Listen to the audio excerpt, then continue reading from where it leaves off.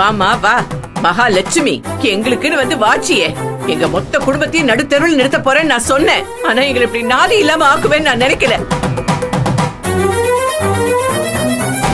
திரும்ப வீட்டுக்கு வரும்போதே வராதேன்னு சொன்னோம். அப்பவே போயிருந்தா எங்களுக்கு இந்த நிலைமை வந்திருக்குமாடி? எங்க வீட்டுல தான் இருப்பேன்னு ஆடம் புடிச்சு வந்தியே. மாமா நீங்களாச்சும் சொல்லுங்க மாமா, யாருக்கு என்ன ஆச்சு? என்ன ஆச்சு? செல்வத்துக்கு ஆக்சிடென்ட் ஆயிடுச்சு.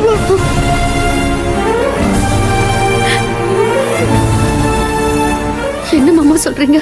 வேன்காரை இடிச்சிட்டு போயிட்டாமா. உள்ள ரத்த காயத்தோட ரோட்ல மயங்கி கிடந்திருக்கான். அத பார்த்த யாரோ ஒரு புண்ணியமா ஆம்புலன்ஸ் வர வச்சு இங்க கொண்டு வந்து அட்மிட் பண்ணிட்டு போயிருக்காமா. எவ்வளவு நேரமா உன் போனுக்கு ட்ரை பண்ணோம், உன் லைனே கிடைக்கல.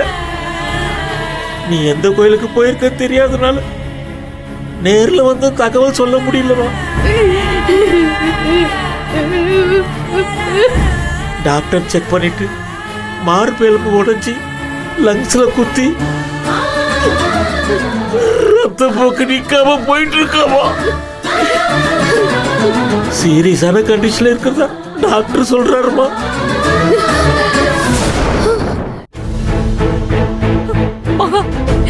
மாப்பிள்ளை வந்து பாருமா.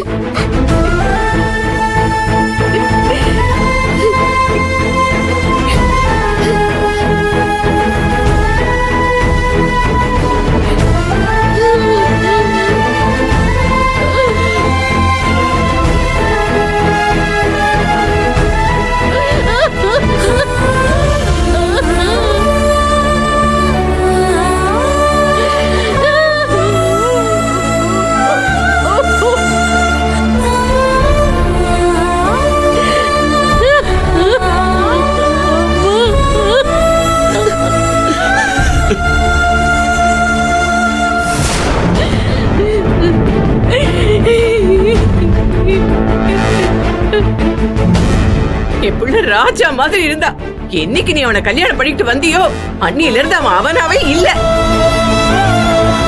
என்ன மாயம் பண்ணியோ என்ன மந்திரம் பண்ணியோ அவன் மனசை கெடுத்து வீட்டை விட்டு பிரிச்சு கூட்டிட்டு போன. சரி போனா போய் தொலையுது, எனக்கு என் பிள்ளைதான் முக்கியம்னு உன்னையும் சேர்த்து வர வச்சேன். ஆனா அது உனக்கு பொறுக்குமா?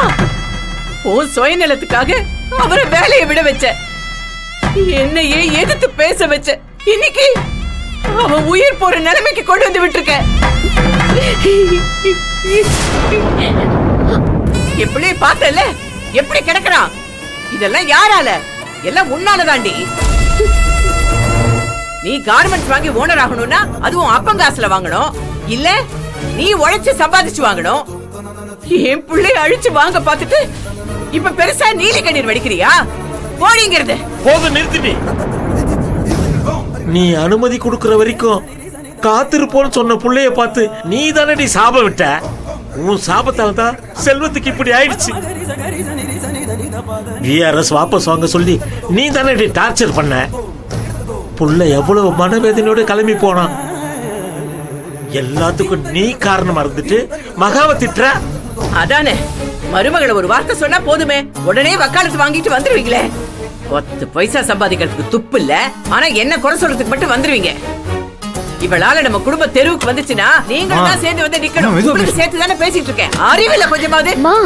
என்னம்மா இப்படி கத்திக்கிட்டு இருக்கீங்க? அதுவும் ஐசியூ வார்டு முன்னாடி நின்னு கத்திக்கிட்டு இருக்கீங்க. இது ஹாஸ்பிட்டலா இல்ல மீன் மார்க்கெட்டா? உள்ள பேஷண்ட்டுக்கு ட்ரீட்மெண்ட் நடந்துட்டு இருக்கு.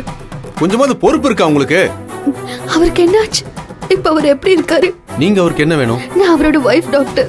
உங்களுக்கு சொல்லிருப்பாங்களே, இன்ஜெக்ஷன் மூலமாவே ப்ளீடிங் நிறுத்த ட்ரை பண்ணோம், ஆனா முடியல. தொடர்ந்து பிளட் லாஸ் ஆயிட்டே இருக்கு. லங்ஸ் பாதிச்சதுனால மூச்சு திணறலும் இருக்கு. என்ன டாக்டர் சொல்றீங்க? ஆமா, வெரி டேஞ்சரஸ் கண்டிஷன்ல எல்லாம் இருக்காரு.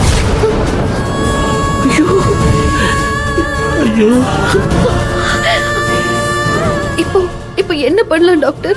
ஆபரேஷன் பண்ணலாம், ஆனா அது ஹைலி ரிஸ்க். உயிரை காப்பாத்த 10% தான் வாய்ப்பு இருக்கு. கடவுளே. அம்மா 10% சான்ஸ் இருக்குன்னு சொல்றீங்கல்ல, தயவு செஞ்சு அதை பண்ணுங்க டாக்டர் ப்ளீஸ். சரி ஓகே. டாக்டர் டாக்டர் ஆபரேஷனுக்கு எவ்வளவு செலவாகும் டாக்டர்? எப்படியும் ஒரு 5 lakhs ஆகும். ஆனால் 2 or 3 ஹவர்ஸில் ஆப்ரேஷனை ஸ்டார்ட் பண்ணி ஆகணும். ஸோ அதுக்குள்ள பணத்தை கட்டுங்க. லேட் ஆச்சுன்னா அவரை எங்களால் காப்பாற்ற முடியாது. ஐயோ கடவுளே, என் பிள்ளைய நீதான் காப்பாத்தணும். என் பிள்ளைக்கு இப்படி ஒரு கதி தேவையா? ஐயோ நாங்க என்ன பண்ண போறோம்? ஐயோ எங்களை இந்த கதிக்கு ஆளாக்கிட்டாளே.